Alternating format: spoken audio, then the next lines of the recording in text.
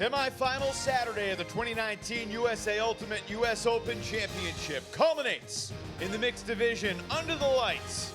Minneapolis Dragon Thrust, the hometown team, taking on Boston Snake Country, a new team to the mixed club division at the elite level, went all the way to the semis at Club Nationals last year.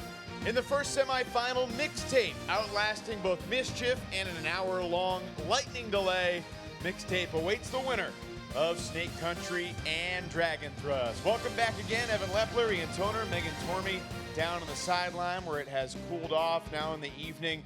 This is going to be an interesting matchup tonight. Obviously, the home field advantage for Dragon Thrust. Do you have any expectations going into this game? Because nothing would surprise me about how this game unfolds. I'd feel the same way, and I think Snake Country is the team with the greatest opportunity. They've been building and getting more and more experience at this elite tier of the mixed scene. With all the additions they have, they look like a dangerous semifinal national championship contender. The interesting dynamic between these two teams, both rosters are littered with champions, national champions, world champions. But Minneapolis Dragon Thrust players have won championships in the mixed division, whereas on the other side, it's more women's and mixed champs coming together to play mixed. Dragon Thrust, 3 times in a row, won the national title, took Club Worlds in 2014. And part of it all, Sarah Mextroff continues to do her thing out on the field. 5 goals, 2 assists on the weekend. I'm not sure how Snake Country will match up with her. There's a strong argument that just flat out, she is the best player in the mixed division, period. You put her downfield, she wins her matchup, she gets open, she gets blocks. We know what to expect from Sarah Mextroff. They also have James Ron coming out of retirement. He's been a big factor downfield for Dragon Thrust. For Boston Snake Country, this is a team founded as a summer league team, as a fall league team, a bunch of Middlebury alums playing together. Anna Bedore, Davis Whitehead taking the leadership reins this year. When they added Peter Pryl, they meant business. That transformed their national capabilities, didn't it? Absolutely, and Peter's someone who's got so much other elite club experience, time with DC Truck Stop and Boston Ironside. He's going to be initiating their offense downfield, and he'll be a versatile threat capable of continuing these deep shots into the end zone. Peter Pryl for Boston Snake Country getting ready to battle Minneapolis Dragon Thrust. They've got some new jerseys, and as usual, they look sharp. We're excited for this one. The crowd is hyped. Dragon Thrust and Snake Country to finish our day. Coming up next. USA Ultimate US Open Club Championships are presented by Spin Ultimate, providing custom team uniforms and ultimate apparel since 2007. Visit Spin Ultimate on the web at spinultimate.com. By the Ultimate History Book, illuminating the legendary stories, moments, and photos from the sport of Ultimate over the past 50 years. Learn more at ultimatehistorybook.com. And by Discraft, home of the Ultra Star, the official disc of USA Ultimate. Now featuring an updated website to make ordering custom discs easier than ever. Visit discraft.com for all your custom disc needs. It turned into a beautiful night here in Blaine, Minnesota, just outside of the Twin Cities. Minneapolis Dragon Thrust getting ready to battle Boston Snake Country. Third member of our broadcast crew, Megan Tormey, down on the sidelines. Megan. Thanks, Evan. These two teams met yesterday in pool play. Dragon Thrust enjoyed a 15-13 victory over Snake Country. Both teams feel that they have the difference makers tonight. Coach John Gross said that Dragon Thrust knows Snake Country likes to work things through their handlers, so look for tighter defense on the handler set. Snake Country knows that Dragon Thrust likes to throw it deep. Look to them to stop that aspect of Minnesota's game tonight. I'll certainly try. Sometimes the best laid game plans go to waste after a couple of points. We'll see if those plans follow through. Shortall, Schoenrock, Vanoka, and Mextroff with Dallin in the cutting core for Dragon Thrust. Greta Regan and Austin Lean, the veteran handler for second-year head coach now, John Gross, after Jake Henderson was at the helm for so many championships. Boston Snake Country with Springer, Lundquist, Kim Culpin. Here's McNaughton downfield, Pryl, Taylor, and Garcia. That trio of males listed as hybrid or handlers, we expect them to be all over the field for the Snake Country team. Brian Garcia having won a national and world championship with Revolver. Jake Taylor and Peter Pryl, so much time together with Ironside. Great experience on this offensive line. Dragon thrust in the white, pulling to get us started. And we begin with an out-of-bounds pull. Boston Snake Country will initiate from the brick mark. Lengthy journeys for a lot of these Snake Country players. Jake Taylor, 32 years old, tall, lanky, many years making plays for Boston Ironside. Underneath for Lundqvist. Austin Lean picks up Taylor on the opening point. And there's a tremendous layup, but a better catch from Pryl. Laying out for Dragon Thrust, Neil Hankey got up there.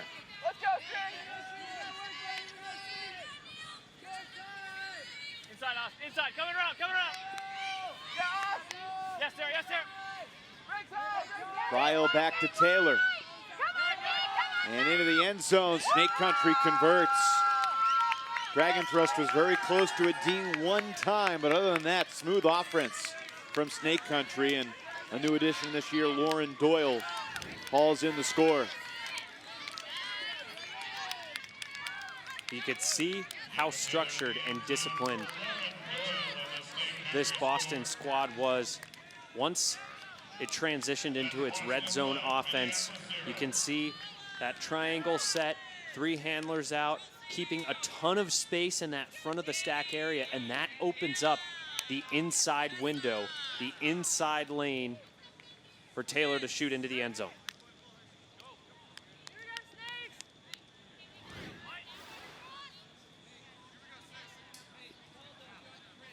Lauren Doyle, an important addition to this Snake Country team in 2019.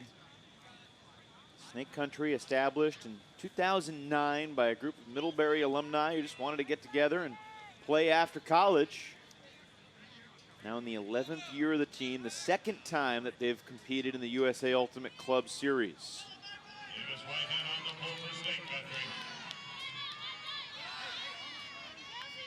And there's certainly some non-Middlebury alums mixed in. That is the foundation of this team, much as it was for Slow White for so many years.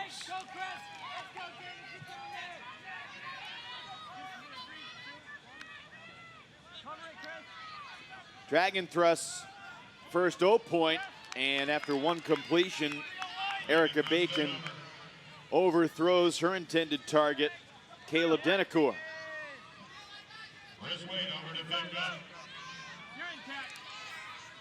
Chris Waite was so important to that Slow White title 3 years ago.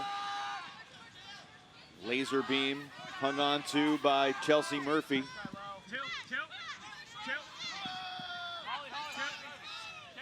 Davis Whitehead waits patiently for the opening, and he waited. There's a dad joke right here. He waited for Waite. Chris Waite makes it 2-0 Boston.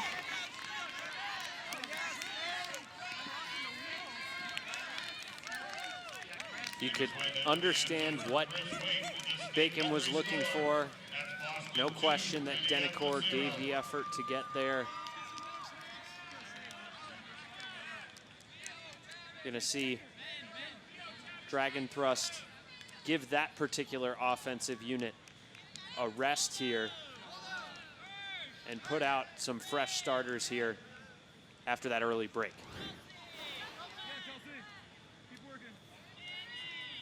Catching his breath and calling the line. Might be calling the line for the next point. Well, he's gonna actually stay out there and pass the clipboard off to Whitehead, who threw the assist. It was Waite who had the assist with the whiteboard to Whitehead. You know, thinking more about the composition of this Snake Country team, this has got to be kind of the dream, right? You know, you go to college with your friends, you devote your life to Ultimate, you spend way too much time hanging out with your own teammates. Ultimate becomes your major. The members of the women's team as well. Yes, Ultimate becomes your major. And now you're all uniting at the club level and trying to find success and have fun together. So often, these teams, you know, after undergrad, graduate school, people go their separate ways and get spread out across the country. Denicourt with a nice hammer, taking advantage of the poach, and it pays off. Leo Sabo Fernandez dishes to the end zone for Becca Ludford. Great work by Caleb attacking that disc underneath. He needed to go to with that overhand grab to make sure he secured possession. And wonderful vision, unafraid to go over the top in that soft space on the far side of the field. Caleb Denicourt was a big pickup for this Dragon Thrust team a year ago.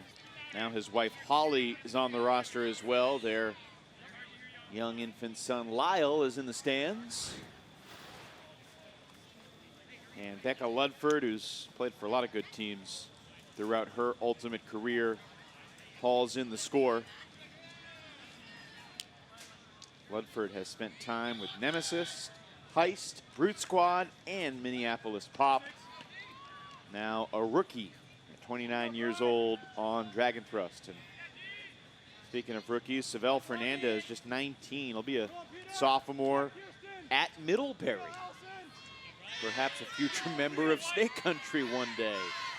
Dragon Thrust 2-0 in pool play, including the 15-11 win over Snake Country. Beat Mixtape in the crossover. They could get Mixtape again in the finals. Taking down DC Space Heater. Space Heater team that went 0-2 in pool play, but beat Blackbird in the pre-quarters. Dragon Thrust had too much firepower for the DC team. Here's Pryal launching long, just out of the reach of the lunging Culpin. Well, I'll tell you what, this is going to be a fun matchup to watch. Brian Strings Schoenrock trying to go step for step with Peter Pryal, who's more often than not going to initiate with this Snake Country offense. Snake Country's up a break, but this would get it back on serve if it's caught by Dragon Thrust in the end zone. Just shy of the end zone. Sam Berglund takes a timeout as the players debate the collision. Certainly not the 100% end zone shot that Coach John Gross might have wanted. How surprised was Blake Trantina that Berglund came flying in there?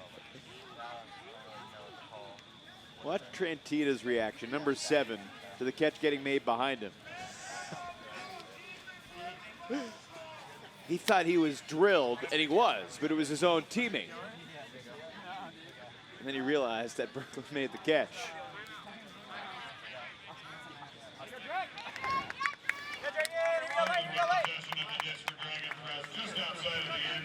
And it is a timeout after Berglund, another Dragon Thrust rookie, makes the catch. Tell you this, one thing about this Dragon Thrust program through the years, they've developed a reputation for being fun to play with, good camaraderie, and they keep getting new great players every year. Similar to the way Mixtape has, quite frankly. Different players from the Minneapolis community, the Seattle community want to play for this team. And that's unique in the mixed division because it's so common and easy to see, you know, so-and-so moves away. You know, this group of players decides to retire or do something else, and all of a sudden the program might not exist anymore. And it's a real testament to the leadership of this team being able to continually reload, establish that culture and sense of community that attracts this level of talent. Berglund, 25 years old, out of Luther College.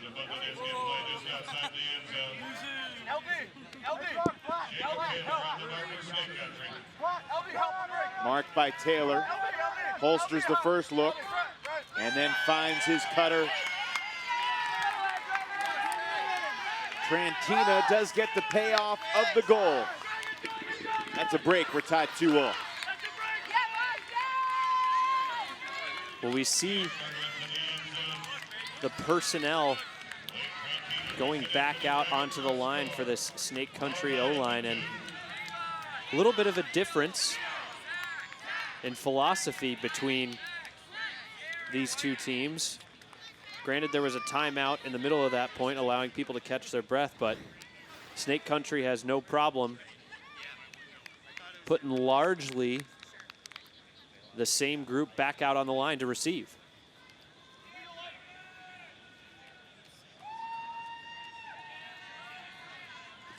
Meanwhile, all smiles on the Dragon Thrust sideline. After they've fallen behind 2-0, we're back even 2-all. Only 2 turnovers so far in the game.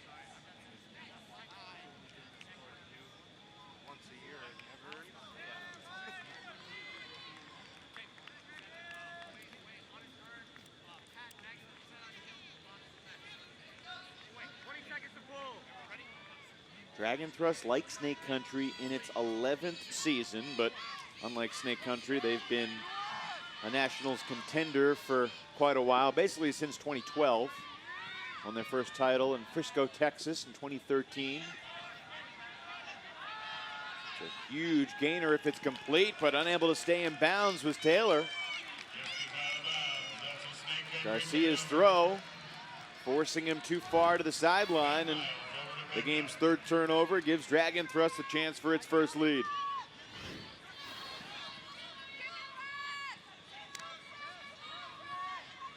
I think Dragon Thrust would be excited if USA Ultimate announced Nationals is going back to Frisco. Think about it, Nationals was in Frisco 3 years. Dragon won them all, 13, 14, 15. Of course, they won in Lecco as well. Right. I think they'd love for it to be here at the National Sports Center in their hometown. It might be a little dicey trying to count on a tournament in October in Minnesota, though. We wouldn't have lightning delays, but we might be delayed because of a blizzard. That throw from Vanoka a little too low. Deep shot immediately, a laser off the fingertips of Springer.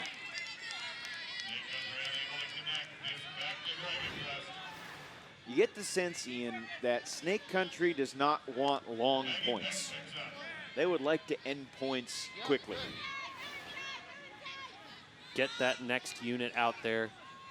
Get this O-line off the field. They know they are not the Rafael Nadal of this matchup. Guy who will just counterpunch all game long. But they've got firepower. There's Sarah Mextroff. Her first touch in the deep space.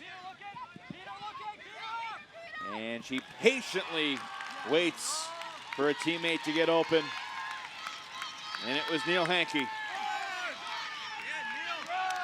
Back-to-back breaks for Dragon Thrust. They've scored 3 in a row. Great response here from Dragon. After the stronger start in these first 2 points by Snake Country, it's taken some grinding. It's taken some determination. But they've been able to get themselves back in the driver's seat early in the first half here. Hankey formerly played with the Chad Larson experience out of Iowa State University. He scores the goal. And Mextroff, I mean, such a superstar she has been in her 8th year on the team. Pat Niles and Austin Lead are the longest tenured Dragon Thrust players in year 11 since the team's inception. And then a crew of players, Erica Bacon, Brian Schoenrock, Sarah Mextroff, all in year 8.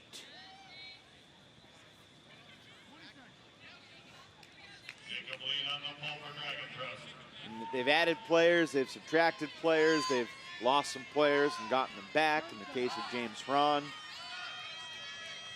the core of Bacon, Mextroff, Lean, Strings continues to prevail, and we'll see. Will Boston try to end this point quickly? Well, Erica Bacon swats down that lefty backhand, canceling the attempt. Picked up quickly by Jacob Lean. Claire Thalen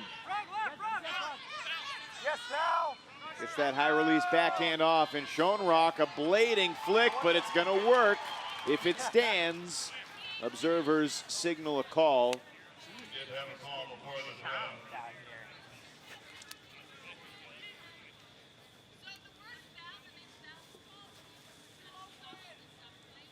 Dengler, Monforti, Kudo, and Driscoll. Who called what? The pick was before the throw hit. The foul call. So there was a foul called that we thought was foul. Yeah, we can't do anything about that. We can't do anything about that. Yeah, the pick did not affect the play. It's going to be a goal. I said foul. This is my player. I said foul. This is my player. I'm just saying. I know. I totally get it. I was just saying. I should not. Did you make a motion? No, we didn't make any motion. We made a motion that we were recognizing that you guys seemed like you would stop play. Okay. Right? The play did not stop. Yeah. Okay. So yeah. Continue. It's a goal. It's a goal. What in the heck is a Sal call? Well, there's a reason they don't let guys named Sal or Nick play ultimate. That's right. Erica Bacon with the swat of Chelsea Murphy. Great work by Bacon. That's not a stationary mark. Willing to step out, move her foundation over, uses her frame to get out there and make a play. And what a nice finish there by Schoenrock. And we talked about this on some of our earlier broadcasts. We've had games in this stadium that have been significantly windy. And I don't know. In past years. In past years. Yeah. And I don't know that a huge blading shot like the one Schoenrock just completed is a viable option if we've got those different conditions. But alas, here we are playing under the lights on a beautiful summer night. It's like we're playing indoors right now. Calm conditions. It's cooled off from the 80s down to the 70s. The bugs have made an appearance, but hopefully congregating around the light posts and not around the fans in the stands. Boston led 2-0, and now 4 straight from Dragon.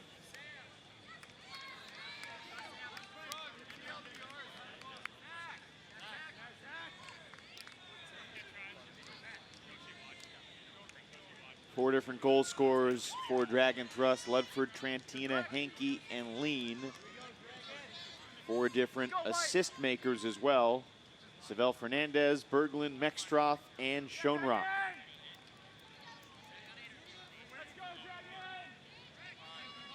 Do we make too big of a deal about who threw the goal and who scored the goal? I mean, teams don't really care about that, right? As long as they score the goal. Players don't even really care about that as long as their team scored the goal. Or am I wrong? I think from a tactical perspective, there's value in understanding who are finishers, but deep down, I think if players are bought into the team concept, no. But also from a tactical perspective, the other statistic that some teams just track on their own is what they call the hockey assist. Sure. The throw that sets up the goal-scoring assist. And that can give coaches and team leaders real insight into the players making plays for their teams. Mextroff read Taylor's eyes the whole way, but then Dragon Thrust gives it right back with a throw to no one.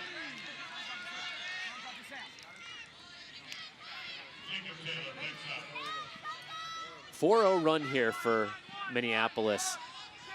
Snake Country has to find a way to stabilize on this point. Here's Pryl.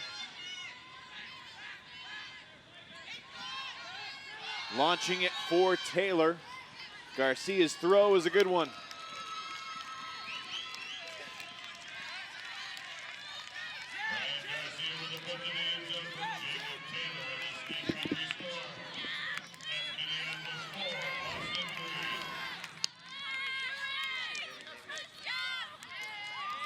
Here's McNaughton, a quick touch. Pryl, Garcia, and Taylor, the 4 males on the field that point for Snake Country. Using their size. That's one thing that the Snake Country team has, especially among the male players. Considerable size. And you don't always see Jake Taylor sneaking into the deep space. He's traditionally one of those handlers and distributors and guys working behind the disc in that reset space.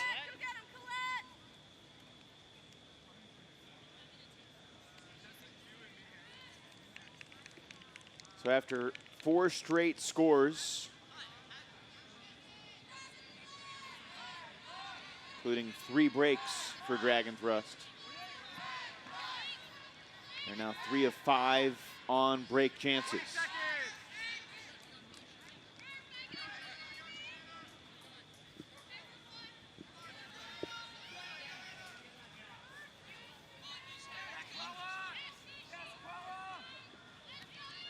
Mixtape awaits the winner. Dragon thrusts. Very nice throw. Run down by Ludford. Nice pickup she is for this team, huh? Back to Bacon. Oh, what a catch. Kat Ritzman. Now in her 3rd year on the squad.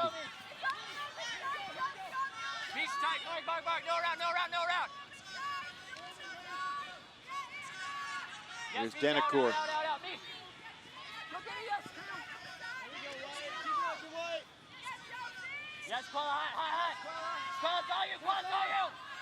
Looking for Holly Denicourt. Husband Caleb comes back to the disc instead. And that throw is off the hands of Ludford in the end zone.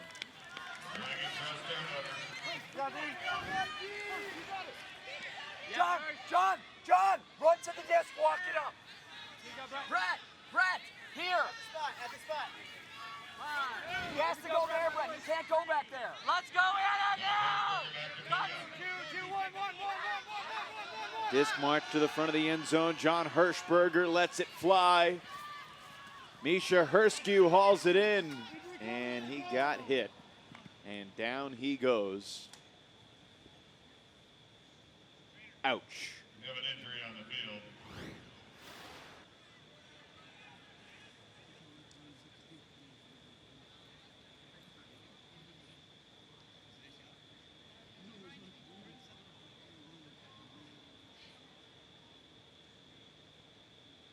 No words necessary.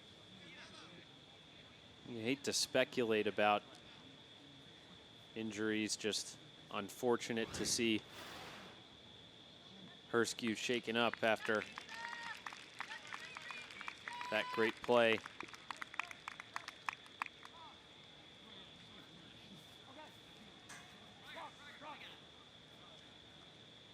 Misha Herskew making his way to the sideline. We can critique USA Ultimate for a bunch of things. They do a great job having first-class medical staff at the tournament sites all over the field. I mean, kind of everywhere you look, you see someone in the vicinity of every field at all times. Players are safe. No question about their commitment to player safety. We might have some questions about how the rules are unfolding and enforced, and We got lots of questions. What constitutes a dangerous play, but this staff invests everything it can.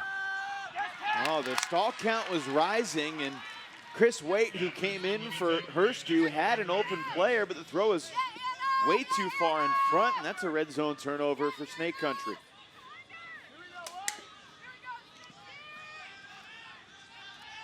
Bacon rips another deep shot. Ritzman has this one as well, beating Colette Pellegrini. The reset, Caleb Denacor, the quick dish, the fumble, but Dragon Thrust hangs on. Trantina's second score makes it 5-3 Minneapolis.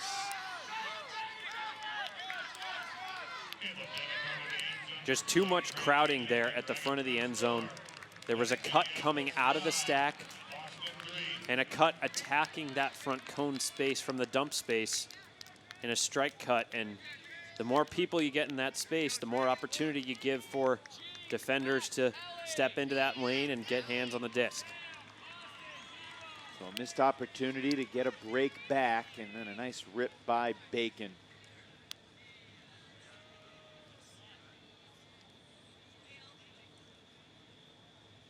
This Dragon Thrust team has, through the years, always relied on their female players. Bacon and Mexroth certainly highly involved there. Sarah Ancio is such a superstar for a number of years alongside them.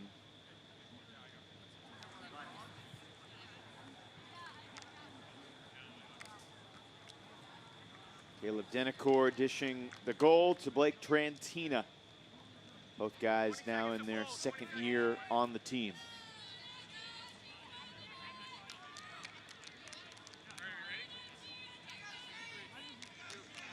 So Dragon Thrust still up a couple of breaks. And a flick pull that sails about 65 yards into the arms of Pryal, who centers to Taylor. There's McNaughton. Lundquist defended well downfield, so the reset to Taylor.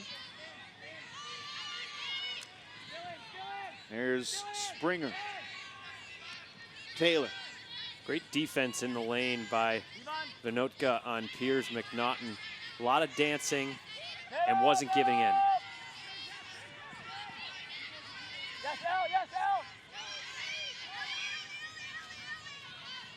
Garcia and Taylor give and go back and forth.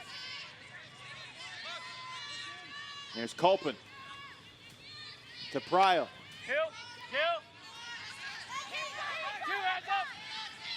Pryal lefties it to Taylor, who isolated against Austin Lean.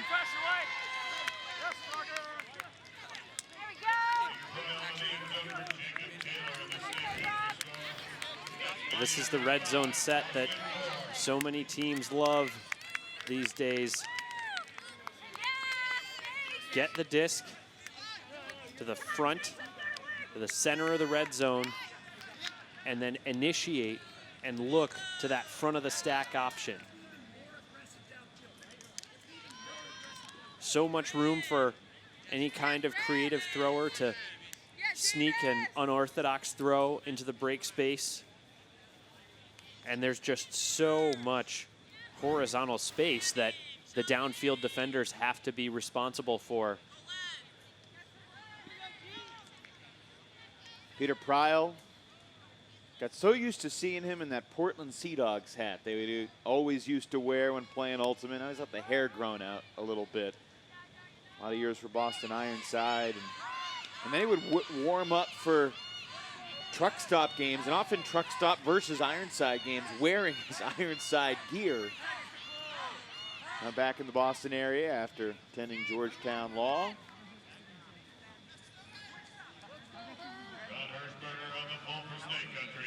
You and I are both Peter Pryal fans, and we're not alone in the Ultimate community. An experienced player. Had some, I'm sure you have great memories of calling his gold medal game victory in London 3 years ago now. Think of it more as USA's victory, not Peter's victory, but he was part of that team on that flex line for Dutchy. BVH.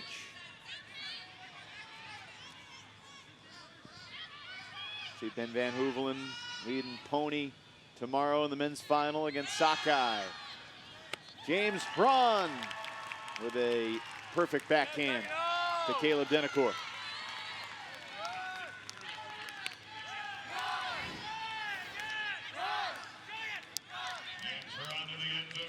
Nice job breaking the mark there.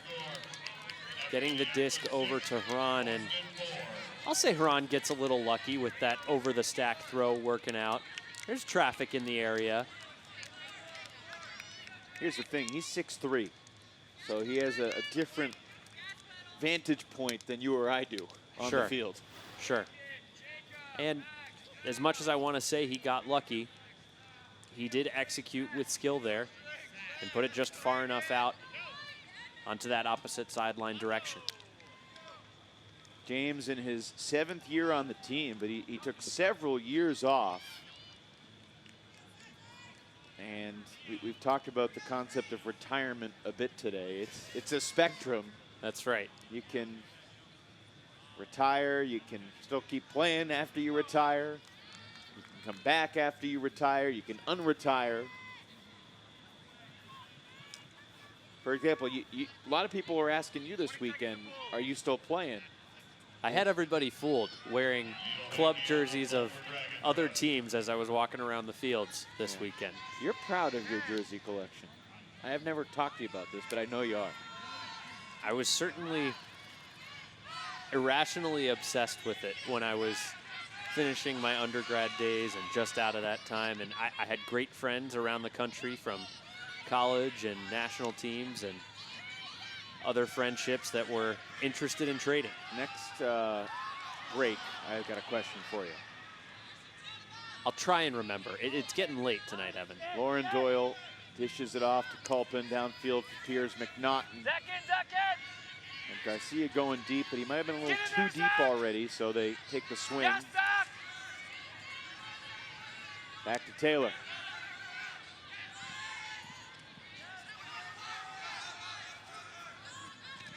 Garcia to Pryal.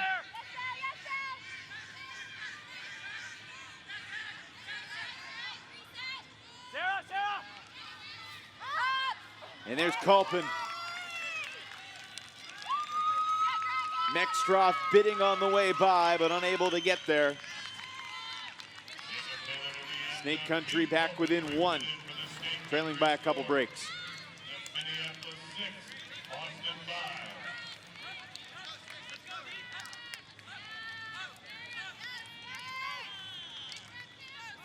Just attacking the force side in the red zone. That's what the doctor ordered for the Snake Country offense on that point. 3 straight turnover-free points after only 2 of the first 8 had been free of turns. As we go down to the sidelines with Megan Tormey. Thanks, Evan. A quick update on Misha Herskew, who was injured a few points ago making a catch. The trainers say they suspect he suffered a groin strain. He's going to walk around a little bit, see if he can't get it loose. Then they're going to try and tape him up to see if they can get him back in the game. Megan, thank you. As someone who battled through many injuries in my playing career, I understand the desire to get back out on the field as soon as you can. But from my experience, the wiser decision, as hard as it is to make in the moment, just rest until you're healthy. You want to be as healthy as you can be, as strong as you can be for the most critical moments of your season at nationals, or maybe at regionals, depending on the level of competition in your region. Sure. And with so much of the season left to go, I would recommend, you know, just shut it down and focus on getting healthy. But hey, Misha and everyone out here, they're competitors. I understand that drive and the itch to get back out there as soon as you can. You ever retake the field and then regret it later? Absolutely.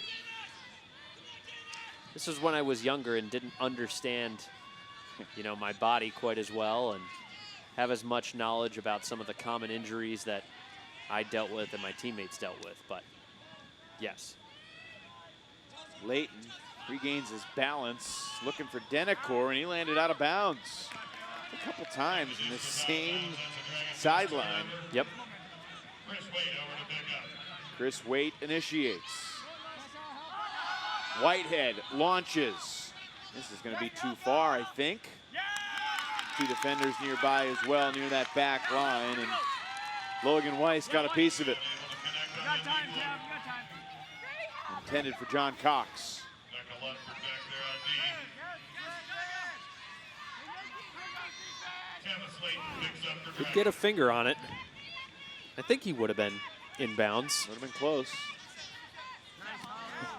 That play by Holly Denicourt, shaking free of her defender, Tessa Jones.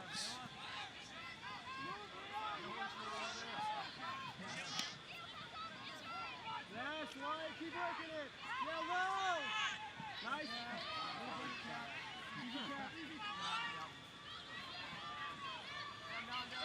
And bobbling, Denicourt tumbles, pops right back up with possession.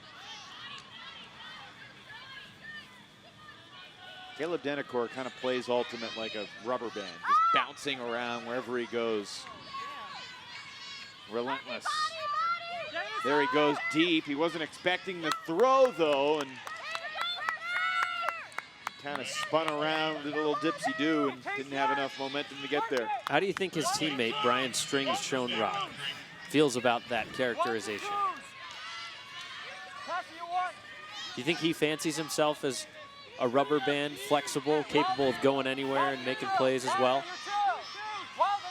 It's an interesting, I think of Strings almost as more of a spring. Okay. I can see that. We're going to compare each player to different random household items. Right. Although who has a spring in their house? A little trampoline. He's a walking trampoline. Brian Schoenrock.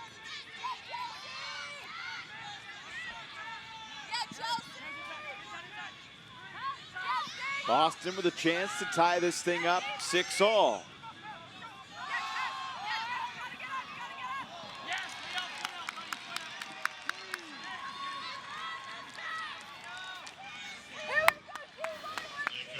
Those same third shots, once again, just proving troublesome. We've seen that throughout the day, especially in the red zone when there's so much opportunity for other defenders to get in the area and force pressure. Snake Country 1-1 in their pool, but a strong performance. They took down Ellipsis, the Australian team from Melbourne that won this tournament a few years back and was really looking strong on Friday. Ellipsis with great players, Kat Phillips, Tom Schulet, Rob Andrews, Peter Ely, Rosie Dawson. Sure. And I'm excited to see Snake Country. Right. No, but it would have been fun. I'm with you, and it's also great to be able to see this strong Australian squad competing here because their club format differs so significantly from the club format here in the United States. The single gender seasons take place at a different time compared to the mixed season, and that facilitates for some consolidation of talent that might not otherwise be able to happen. It'd be a radical change for USA Ultimate with what they've done, and I'm not sure the logistics behind it, but personally I would enjoy having the men's and women's in one part of the year and having a separate mixed season that allowed people to play both. We've seen college start to experimentally move that way. We've seen some mixed college play in the fall semester. And frankly, I think that would be, I think the club players would be more excited about that than the college players currently are. And I say that with no research, deep thought, just a gut perspective. Now, I'm not sure how the current players in the mixed division would feel about that. Right.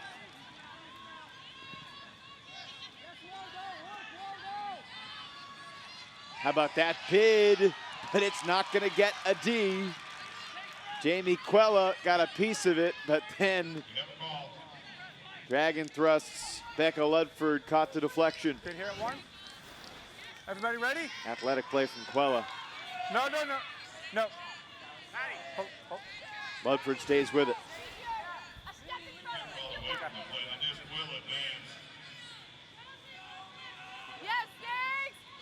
Denacor is 2 for 2 on hammers. Both cross-field shots. This one called in by Leo Savell Fernandez. Well, he's got the green light here in this first half, and he's been on the money. And if you're Snake Country, you can't help but think back to the missed opportunities earlier in this point and how close you were to earning another opportunity off that macked layout block that Dragon Thrust caught to save possession.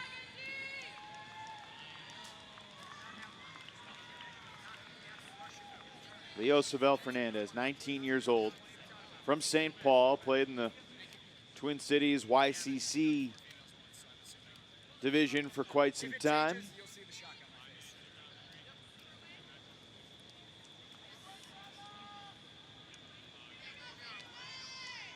And Denacor, who played his college ultimate at Colorado State, spent some time in Texas, both with Austin Double Wide in the men's division, Austin Cosa Nostra in mixed. Played a little bit with Sub-Zero as well. Men's division moving back to the Twin Cities.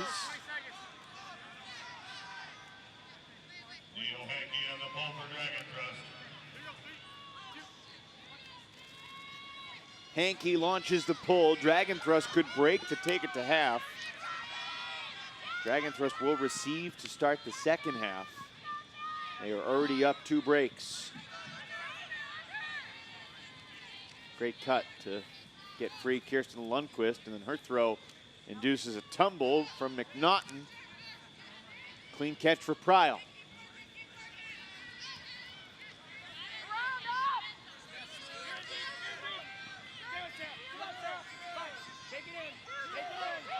Garcia to Doyle. Yes, Neil.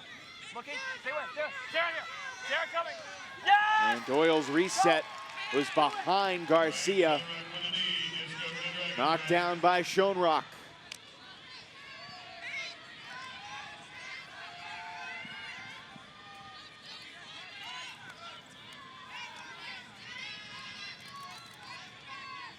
This Dragon Thrust team moves the disc well. All 7 players on the field, O-line or D-line. They have a game plan, and for the most part, they know how to execute. Trying to take it to half. Vinoka over to Bacon.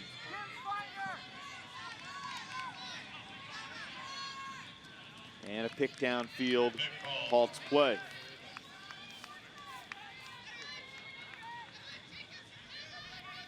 Coming on 4. You can see how intentional the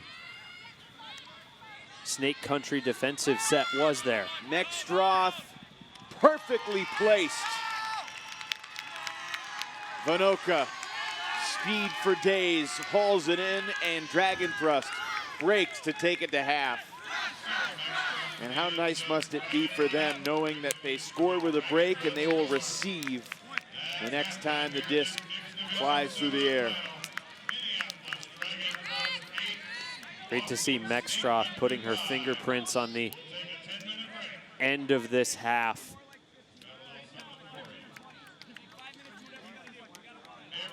Continuing the flow down that flick sideline. Second assist for Mexstroth. Vinoka, certainly no stranger to the end zone, scores his first goal of the night.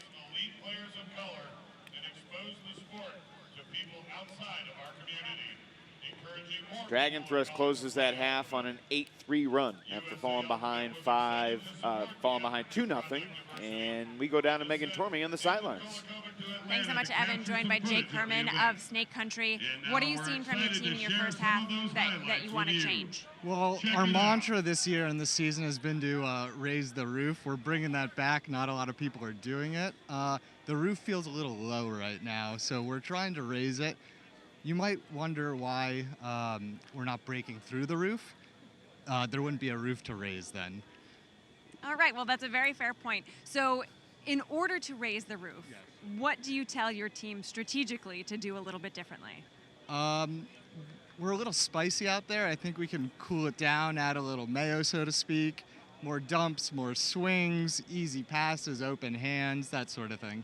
Right now we're going for some tough shots that we don't need to be going for. Who's going to talk in the halftime huddle? Who's going to bring the voice that will help them bring the mayo, as you say? Well, Davis Whitehead has been doing visualizations for us this tournament, which have worked, so we might close our eyes and do some of those. Peter brings a little of the fire, but as I said, we need a little mayo right now, so maybe Davis will be talking.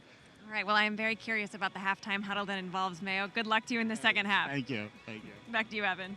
Jake Herman channeling Chauncey Gardner, Peter Sellers' character from Being There, the 1979 famous film. Check it out if you haven't seen it. 8-5 Dragon Thrust leads Snake Country. We're at the half. Dragon Thrust fell behind 2-0, but they take half with a break and an 8-3 run to lead 8-5 over Boston Snake Country. We'll take a look at the highlights. It began with a quick offensive point for this Boston team. They've got plenty of male firepower. They've got length, they've got size. Lauren Doyle punctuated the point. When they've looked crisp, they've looked good, but some key mistakes near the end zone have cost them. Yeah, crowding in that front corner of the end zone and not adhering to the structure of their stack. When they've made space for their teammates, that's when they've had the most success. Now, we haven't seen enough full field lefty hammers today. Caleb Denacor is filling the lefty hammer bucket, and then just clean offense. Mextroff to Schoen Rock. This one not as clean, but Trantina got hit from behind, but it was his own teammate, Sam Berglund, who hauled it in after a timeout. Dragon Thrust would punch it in. One of Mextroff's 2 assists in the half right there. Schoen Rock to Jacob Lean for that blading goal. That one made it 4-2, another break, a 4-0 run from Dragon Thrust. How about that throw from Emily Bacon? She has seized more and more responsibility as her 8-year tenure has progressed. Understanding the window that was open, capitalizing on it. And we've seen her be impactful both with her throws and with her defensive play as well. Athletic bid there from Quella, but caught anyway by Ludford. And then Denacor, another lefty hammer over the top, filling up the southpaw hammer quota. Vinoka takes it to half on the throw from Sarah Mextroff. It's 8-5 Dragon Thrust. The 3-time national champion has visions of winning their first title since 2015 this fall in San Diego. Up by 3 at the half. So much. Our continuing coverage of semifinal Saturday continues. I am joined by Coach John Gross of Dragon Thrust. Coach Gross, some great energy from your team in the first half. What did you guys talk about going into the game that has led to this kind of excitement? We just talked about being a whole team and putting everything we had into it. Being ready when your name was called, and also being ready to support your team when you're on the sideline. So being a complete group. You have to be pleased with the number of opportunities your defense has capitalized on. Let's talk a little bit about that and what you planned for coming into this game. We knew they had a really solid offensive unit, and so once again, we planned on just using everybody and having our people put everything they had into those points and running them into the ground and getting them tired. Obviously, it's our home turf, and so we have a little bit less jet lag than they do, and we just wanted to use our legs to win those battles. It can be difficult to come into the second half and continue that kind of output. What are you talking about in the half that will ensure we see the second half looking like the first? Just doing the small things and making the right choice, being a team, and once again, everybody supporting and being ready. Good luck to you, and stay with us. Our continuing coverage of Dragon Thrust versus Snake Country continues in just a few.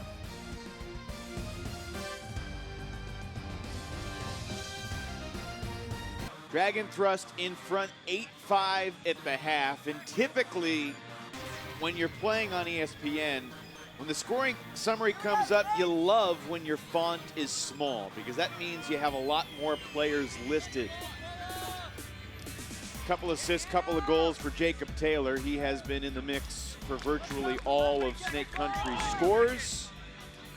Dragon Thrust receives to start the second half, leading by 3. Well, John Gross talked about his team's interest and commitment in getting team-wide buy-in. And you look at that score sheet, that tells the story of a number of contributors putting their fingerprints on the first half of this game.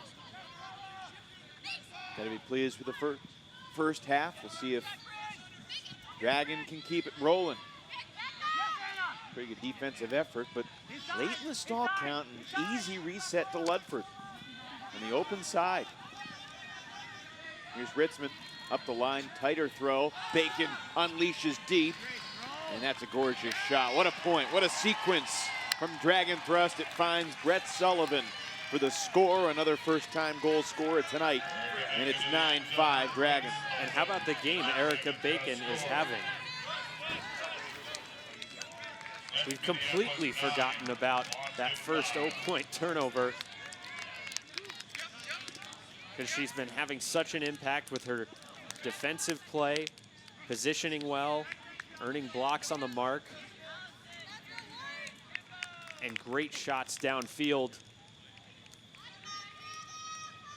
Such a valuable mainstay for this Dragon Thrust squad.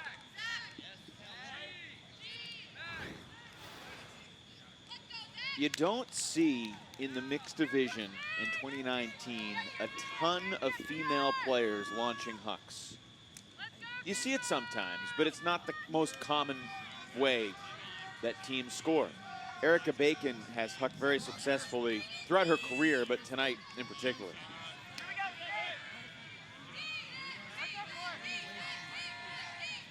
And I feel like Bacon feels especially comfortable right at home here in this hometown setting just outside Minneapolis. Originally from Golden Valley, Minnesota.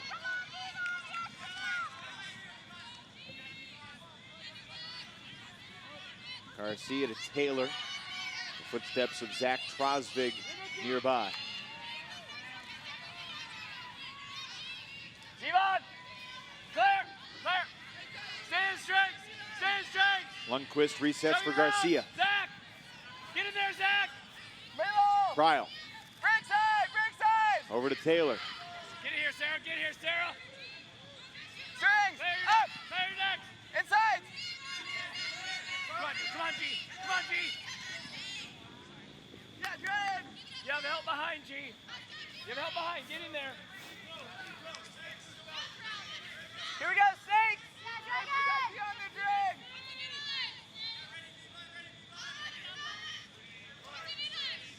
They're ruling it's a foul on you, not so. Okay. Nope. Okay. We're good. If you're gonna lean on him, it's hard to go that way without some contact like that. So don't lean on him.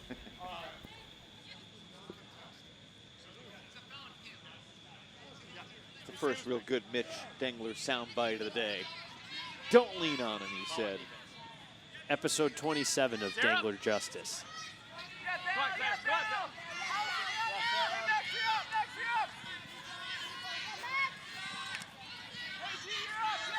He's coming back! Sarah, coming back! Nice D, Zach!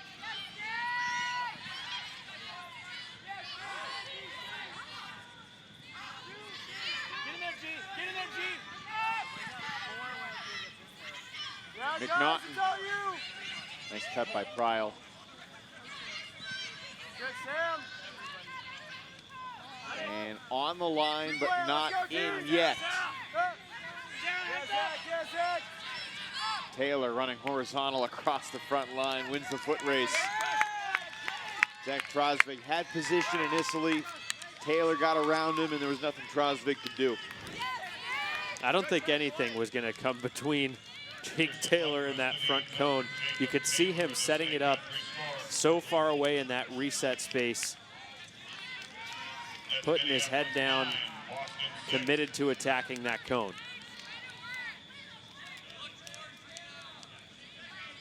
And, you know, something we're starting to see from this Snake Country offense, in the red zone, they just don't necessarily look as comfortable or interested in using the width of the field for those resets. We've seen other teams throughout this day today have great success in just settling for that dump swing and predicating their offense on having people set up those reset cuts that don't necessarily gain yardage. And how many times have we seen the Snake Country offense stalling in a front corner of the end zone, near the end zone? You can talk about wanting to add mayo, but in the end, it's just easier to try to spice it up right down the line. And this is a team that wants to end their points quickly. This is a fast food team.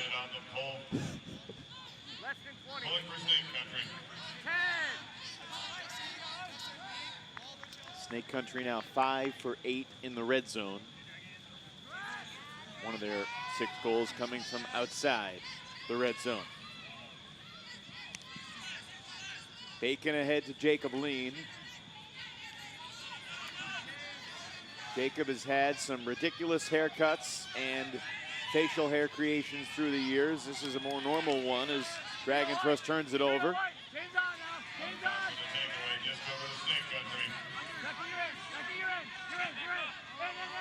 Snake Country got a break on the second point of the game, and they have not gotten one since. It was Whitehead to Waite way back then. This is Whitehead to Murphy.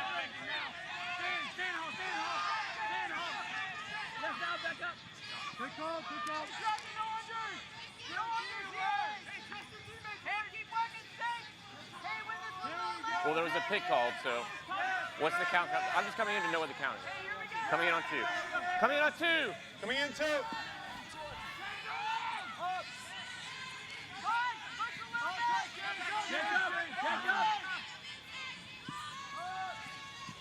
Heck of a bid, but Jesse Wolf there to make the catch. Jacob Lean giving up the body there for Dragon Thrust. Let's go, White! Get Bacon! Push! Hey, Murphy! Murphy! Push!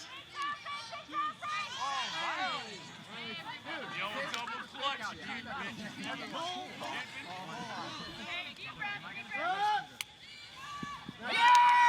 Beating 3 white shirts to the open space. Chelsea Murphy makes it 9-7.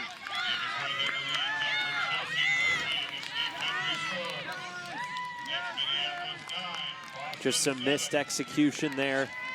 Receiver open underneath and the throw not on the mark.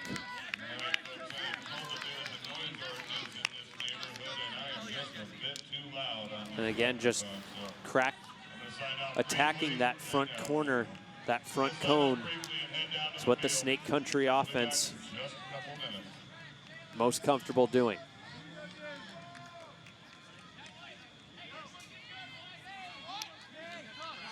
Both Boston breaks, courtesy of David Whitehead assists. He is a steady veteran.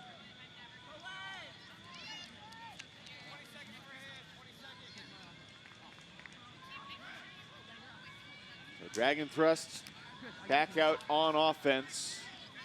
Scored pretty quickly. Bacon the huck to Sullivan to begin the second half.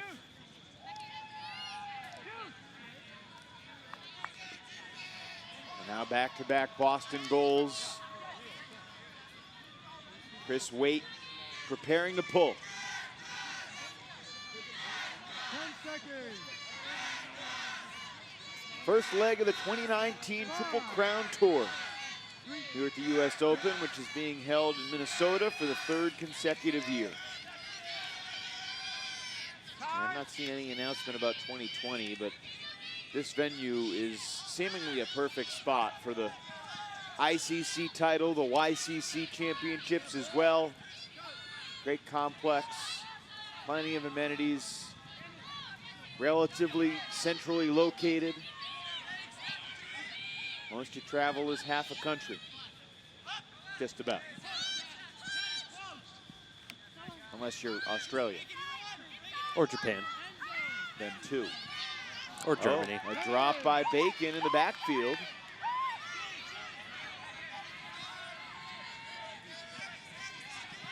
Waite picks up. Denicourt on the mark. This is Quella. Kenny Quella, formerly with San Francisco Revolver, also Boston Ironside.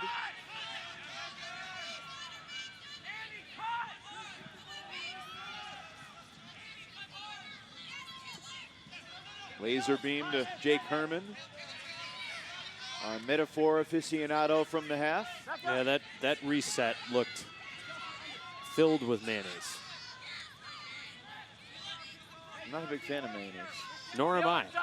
Timeout called by Chris Waite.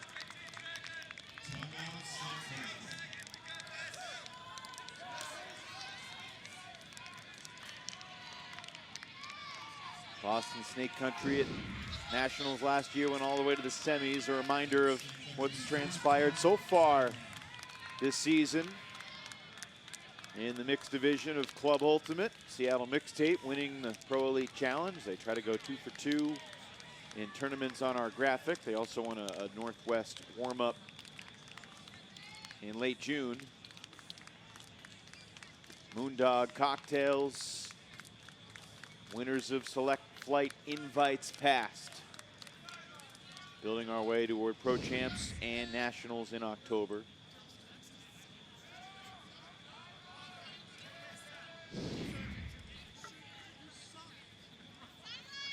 Still waiting for one of these mixed games to go down to the wire, Ian Toner. Snake Country has an opportunity here within 2, calling timeout. Setting up a very deliberate, almost side stack. Wouldn't be surprised to see some kind of flood play here. Good, Leo. Yes, Cat. Brad, take a peek. Good, Leo. Great team. Kelsey Murphy Yeah! turns it over. Just to clarify, what do you mean when you say a flood play? The majority of the receivers. Deep shot goes up. Denicourt ain't gonna get there. All except one, clearing out to one side or space of the field, and then one receiver staying in that occupied space and being the lone receiver with newly formed space open underneath. Quella buffs the flick now underneath Pellegrini. Turns it right back. Great defense by Denicourt. Picking up the disc and launching Savel Fernandez. Denicourt all alone's got it.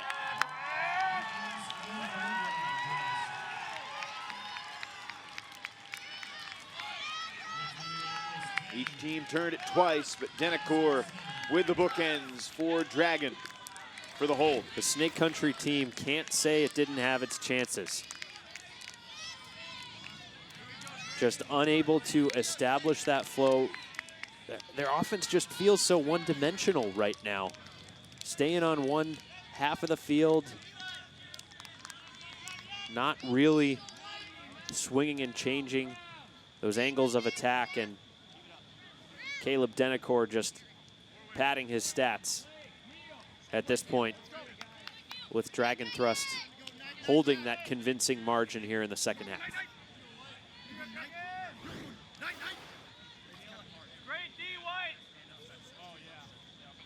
Be interesting to see the future of this kid. 19-year-old Leo Savell Fernandez will be a rising sophomore at Middlebury in the fall. He just saw himself on the big board. Ben Feldman, longtime Minneapolis Sub-Zero player, national champion, University of Wisconsin. He won a title, right? Believe so. That those title years might have predated him. Certainly national finalist, Ben Feldman. Yes. That's his big board that he purchased for the Minnesota Wind Chill professional team. He rents it out all over town and says USA Ultimate gets the ultimate discount. And it adds a lot to the in-stadium experience. I'd agree with that. Taylor the catch. Defender tumbles by and we get a stoppage. We were talking before about your jersey collection, Ian. What's the best trade you ever executed in the jersey market? At a tournament, Worlds, Nationals, hanging out in Denver, Colorado, wherever. I want to say Is it in the air? that there was a time when Okay, so coming on two. I traded a pair of shorts for a jersey that I really wanted. And, you know, people considered shorts to be less valuable than jerseys. Of course. Can you share what the jersey was? I'm trying to remember exactly what the specifics of it were. It might have been an Ironside teammate. Okay. Sorry, I should say an Ironside opponent when I was on ring. But my memory is failing me at the moment.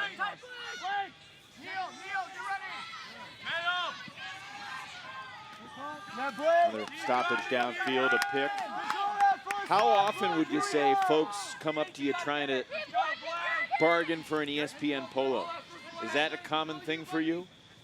Not yet, but I haven't gone to too many trade nights since I've spent more time up here in the booth. McNaughton to Taylor to finish the point, and back to a 2-goal game at 10-8. I have traded a couple ESPN polos through the years.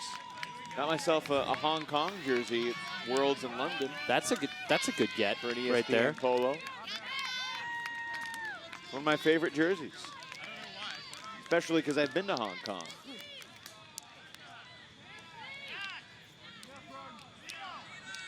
These ESPN polos are precious commodities. I think it was a good deal for my buddy whose name is eluding me. I know his last name. Well, that's the way it is in Ultimate, right? There can be guys you're teammates with, you're opponents of, you form great bonds and friendships with, and maybe you never actually know their full name. Maybe you only know their last name. Maybe you only know their Ultimate nickname. Played against him in a hat tournament, got to know him, broadcast a couple of his games. Kim Alexanderson, I think is his name. Kim is his first name. Got it. He's lived all around Europe and Asia. Anyway.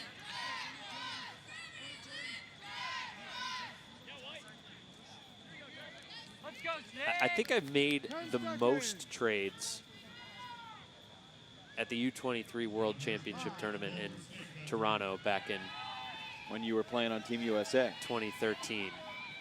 How many USA jerseys did you go to the tournament with, and how many did you leave the tournament with? I think I ordered maybe one extra jersey for the purpose of trading. Here's the deep shot from Braun, and that is a beauty. Goodness, Brett Sullivan with an easy grab as Ron put it on a platter. Ron's throws have been on the money tonight. I think I went to that tournament with 3 USA Ultimate jerseys and came back with 2. Did do some other accessory trading and certainly put some thought into my packing list at that time. You know, what do I have that I'm willing to part with, and what am I going to be auctioning off on trade night? Second goal for Sullivan, both here in the second half.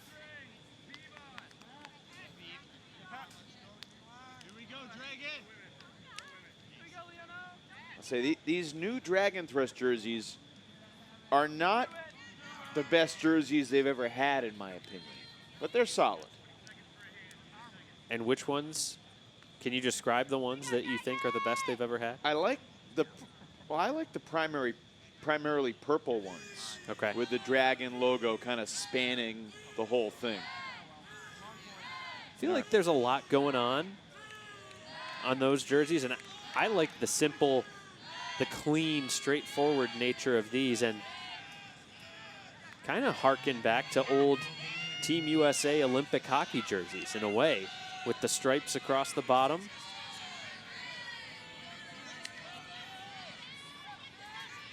By the way, I know you're a huge hockey fan. Do you realize on the way to the stadium today, less than a half mile from this facility, there is a store called Pure Hockey?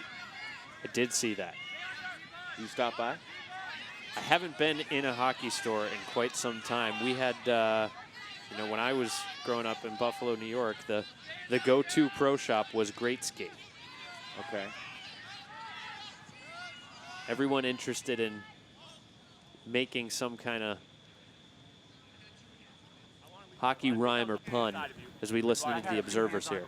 Before I touch it? Yeah. All right, I'll be there. I'm here. I really thought I got there before you, dude. It's cool. No, I know, but I'm just saying that I had like the... Yeah, and I thought I had the T. That's a little different, too. That's why I'm Here you go, Pierce. All right. I want to see Anna in. Deep. Garcia to McNaughton. And downfield, it's Culpin.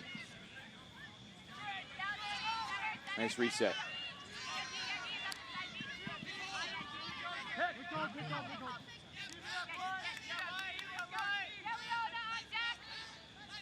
Coming on to you. On two. Over the out, Houston.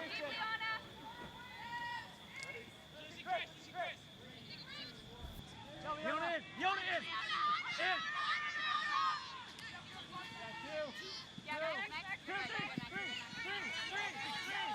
Lundqvist threw it a little bit behind Garcia. Kind of hung him out to dry right there. Got a hand on it. That was a very tough grab. The defender right there behind him. And goodness, Dragon Thrust gives it right back.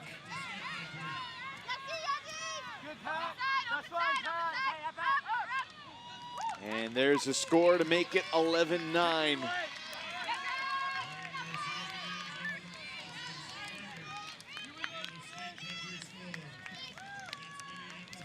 Allison Springer for Snake Country.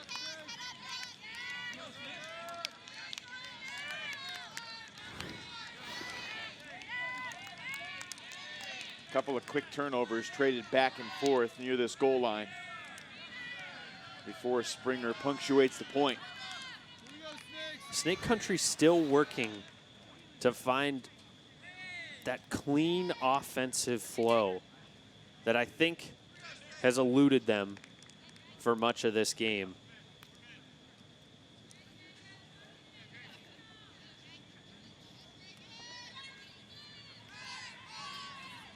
Well, this may be an oversimplification, and please tell me if you think it is.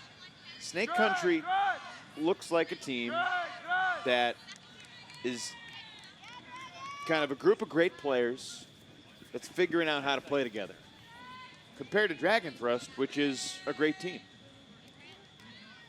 It feels like Dragon Thrust is, you know, the program that is more invested and perhaps more committed. But that doesn't mean Snake Country can't continue to build and get there. But no, and I don't disagree with your assessment at this point in the season. And that's the conversation we had going into the semis at finals, semis at nationals last year. Right. It's 10:45 local time. Our day began near about 8:15 a.m. this morning, so it's been a long one. No excuse to forget how to speak. But last year was on one half of the bracket, Mixtape versus Snake Country. The other half was AMP and Space Eater. Two teams that were in their first year at Nationals with a bunch of all-stars from the men's and women's division coming together against two teams that had traditionally been there, and both went down to the wire, and the programs ended up winning, and at least the AMP Space Heater case, fairly controversial fashion.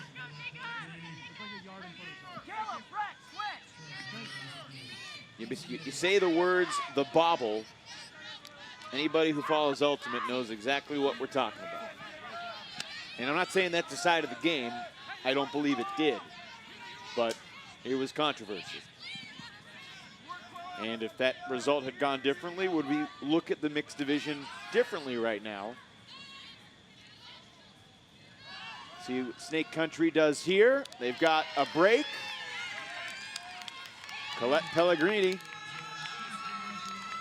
who at age 23 is the youngest member of the Snake Country team, that is, with the exception of Alex Grin, the 22-year-old.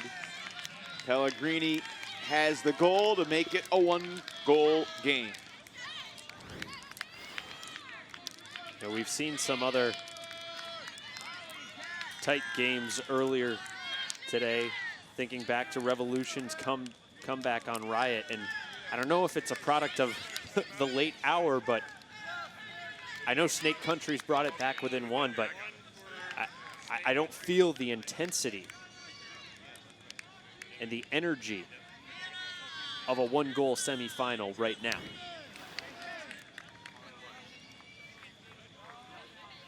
Do you? I think it's been a long day for a lot of folks, fans, players alike. And both these teams were out here for warm-ups 15 hours ago, maybe 15 and a half hours ago. And I don't think any player loves being a part of the last semifinal of the night, especially if you've only had one game and it was early in the morning.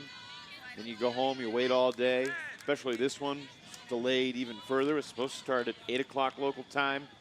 Started 75 minutes later. That's right. After 9:15 because of the lightning delay in the first half of the mixtape game.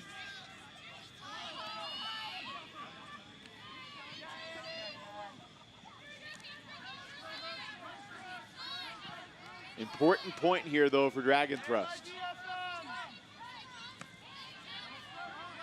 Denicourt rips it perfectly. Confidently distributed. Denicourt to Fallon, 49-59. Money.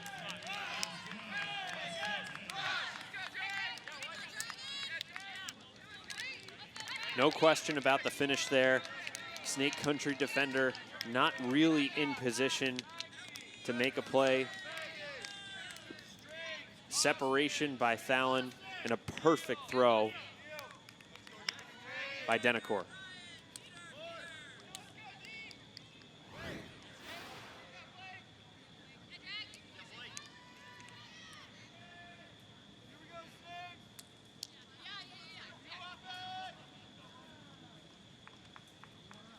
Denicourt involved in 5 of the scores, and interestingly, that's the 4th Dragon Thrust goal in the second half. All of them, as a matter of fact, that have come on hucks. There are 8 goals in the first half. None of them came on hucks. Stretch in the field, and I don't want to say surprising Snake Country, but just showing different facets of their offensive game plan. There's that purple jersey that I like so much. The different shades. Might be the Schoenrock family in the stands.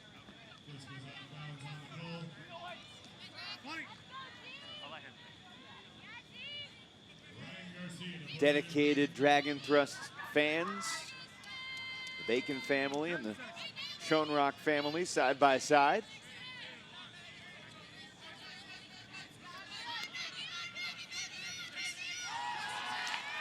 Dragon thrust defense with Schoenrock on the mark. Creates a turnover.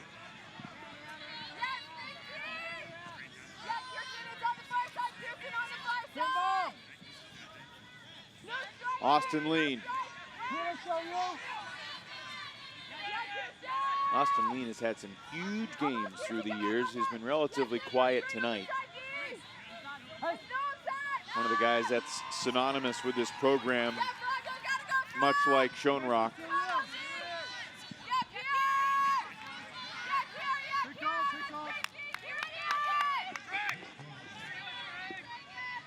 we good downfield?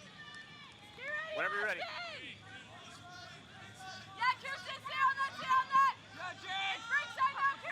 Over the top.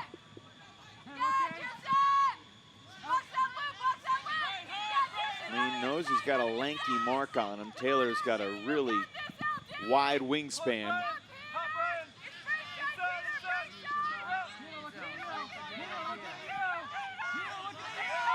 Stall count rising, cross field, it works. A missile over the top from Austin Lean, collected by Neil Hankey.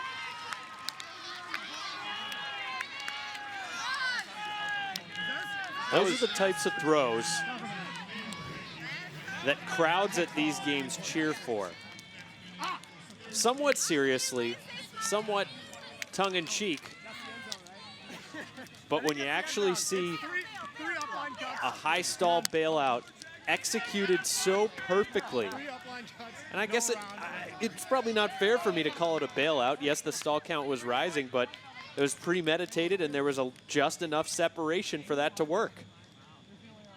It's really hard to throw a hammer that flat, that steady, and that precise.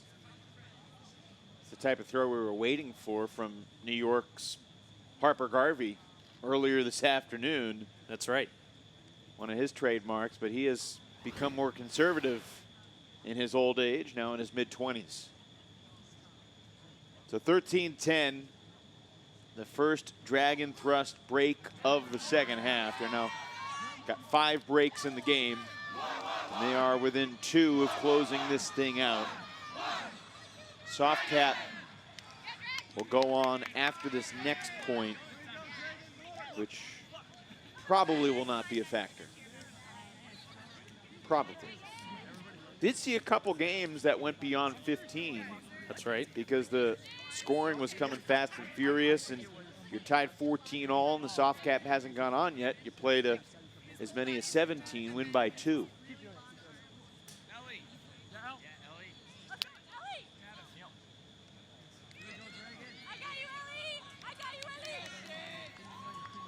Austin Lean in year 11 on the Minneapolis Dragon thrust squad. Played at University of Illinois.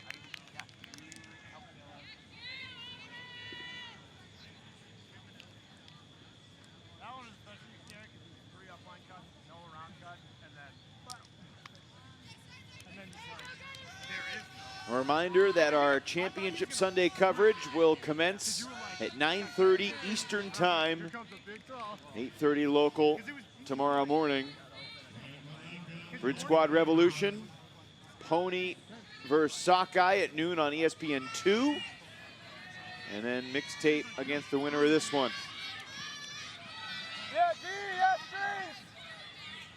2:30 Eastern Time to cap off our championship triple header. More great defense from Minneapolis. Vinoka got a piece of that last throw.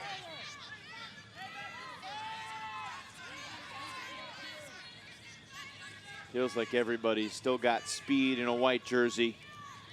And for Boston Snake Country, the clock's about to strike midnight. And for the folks that are in Boston, that is almost true. Schoenrock makes it 14-10, 5 minutes shy of Sunday morning on the East Coast. Sure, the fans love to see back-to-back hammer assists. Keeping things interesting, keeping things spicy. as Snake Country might say, here late in the second half. I think my favorite hammers of the day were the two from Caleb Denicourt. I don't feel like you see lefty hammers that often in Ultimate. And that's probably because you didn't throw enough of them. That's true. It's probably because a lot of people force righty flick or lefty backhand, and against that mark, it's a little more awkward and less natural to get that hammer release off.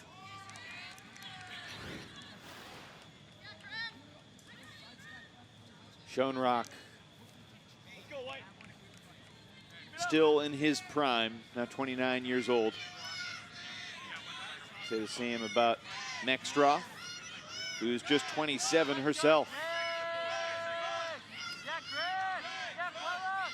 This team looks like they've got the goods. They've got depth. They've got belief. Gross in his second year at the helm, perhaps a little bit more comfortable in the head coaching role this year. Knows his personnel a little bit better. Only natural. Pryl takes the underneath shot. Culpin throws it right into the defender, Berglund.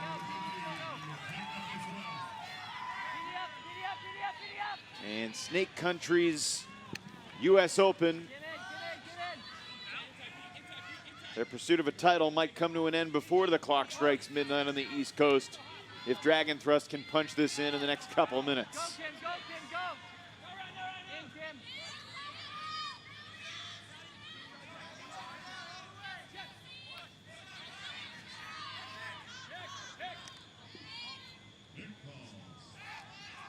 Pick downfield, the pause button.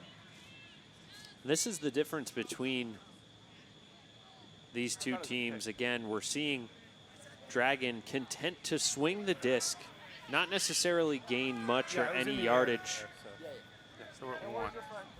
Some of these are originating from the back of the stack. Some of the cuts are from the handler set, but the point is they're tiring out the defense, moving the disc side to side, and keeping it alive with these lateral resets. Vinoka testing Pryl. And what a catch. And that's gonna do it. Hankey goes over the top and then dishes to the end zone for Thalen. And on their home turf, Minneapolis Dragon Thrust heading to Championship Sunday at the U.S. Open yet again. And they close things out in convincing fashion. Hankey coming over the top on that break side, getting the better of Pryl, which frankly he kind of has most of this game. A commanding finish and a convincing victory for Dragon Thrust. Hankey threw his body around that very first point, did not get the D, but kind of set the tone for Dragon Thrust defensive energy. And a solid all-around performance. Look at that. The artistic mascot, perhaps. Caleb Denicourt carries around. We will learn more about that statue before the broadcast tomorrow. Promise you that. 15-10. Another 5-goal win in the mixed division bracket. And tomorrow, familiar foes, Dragon Thrust and Mixtape. We'll wrap this one up in just a moment. The USA Ultimate US Open Club Championships are presented by Spin Ultimate, providing custom team uniforms and ultimate apparel since 2007. Visit Spin Ultimate on the web at spinultimate.com. By the Ultimate History Book, illuminating the legendary stories, moments, and photos from the sport of Ultimate over the past 50 years. Learn more at ultimatehistorybook.com. And by Discraft, home of the Ultra Star, the official disc of USA Ultimate. Now featuring an updated website to make ordering custom discs easier than ever. Visit discraft.com for all your custom disc needs. A lengthy semifinal Saturday in the books at the 2019 U.S. Open as Dragon Thrust and Snake Country prepare for their post-game Spirit Circle. One member of Dragon will be absent. That's because Megan Tormey has stolen Sarah Mextroth. Great job, Megan. Take it away. Thank you so much, Evan. Here, I thought you would be elated to just having punched your ticket to the finals, and you described your emotion as frustrated. Tell me a little bit about how you're feeling.